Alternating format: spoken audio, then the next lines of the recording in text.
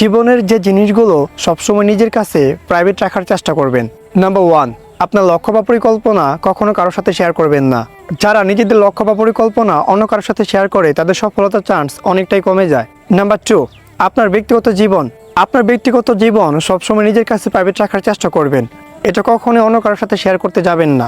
আপনার রিলেটিভ বা আপনার রিলেশনশিপ অথবা আপনার ওয়াইফের সাথে কীরকম সম্পর্ক এবং আপনার ব্যক্তিগত জীবনের গোপনীয়তা কখনোই কারোর সাথে ভুলেও শেয়ার করবেন না। এতে করে আপনার ব্যক্তিগত জীবনের প্রবলেম আরও বেড়ে যাবে। নাম্বার 3, আপনার দুর্বলতা।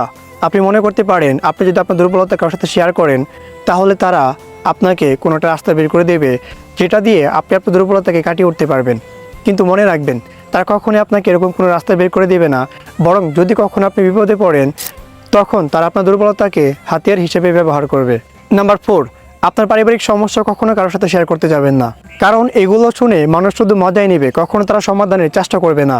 সত্যিকারের অর্থে কেউ চায় না আপনি ভালো থাকুন, সবাই চায় আপনি কষ্টে থাকুন, তারা ভালো থাকুক। মনে রাখবেন, বর্তমান সময়ে মানুষ অনেক সমস্যা দেখে মজা নিতে বেশি পছন্দ করে। তাই নিজের সমস্যাগুলো, নিজের দুর্বলতাগুলো, নিজের পারিবারিক সমস্যাগুলো গোপন রাখুন।